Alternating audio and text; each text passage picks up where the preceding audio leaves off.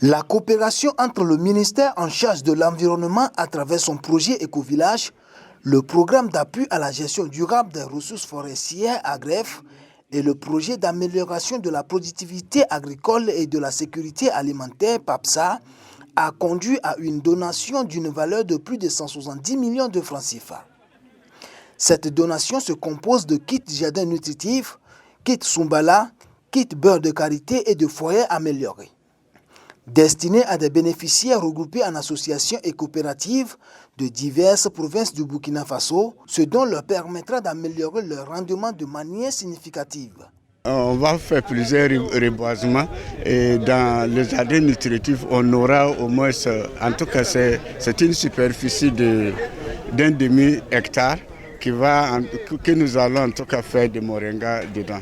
Donc ça va beaucoup rapporter, ça va en tout cas booster l'économie verte au sein du Burkina Faso, notamment dans la région du Zondoma, à Togo précisément. Les gestes est vraiment louable, que nous soutenons en tout cas ces gestes-là à sa juste valeur. Le ministre de l'Environnement, de l'Eau et de l'Assainissement, Roger Barrot, est venu présider en personne cette cérémonie importante pour lui.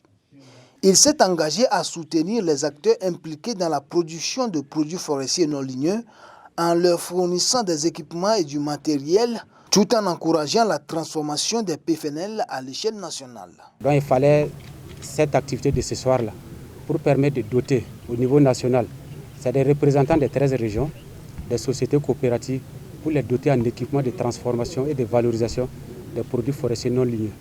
Vous savez qu'au niveau de la question financière, des questions économiques, les produits forestiers non ligneux occupent la 3e place.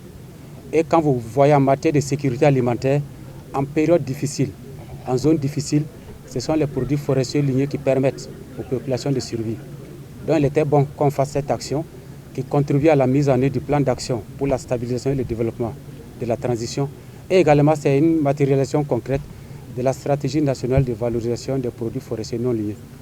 Après la cérémonie de remise, une plateforme a été lancée afin de venir en aide à tous les acteurs impliqués dans la valorisation et la promotion des produits forestiers non ligneux en leur offrant une source d'information améliorée.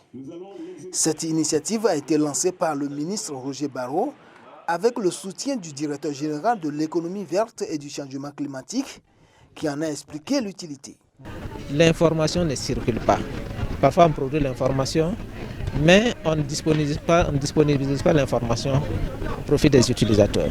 Donc c'est la raison pour laquelle nous avons au niveau de la Direction générale de l'économie verte et du changement climatique opté de faire concevoir cette plateforme-là.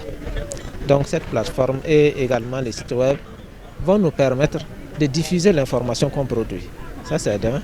Et deuxièmement, il y a un certain nombre de documents de référence qui sont produits également par des partenaires et qui ne sont pas connus et qui peuvent pourtant bien servir non seulement à l'administration mais également aux autres partenaires, les acteurs directs notamment.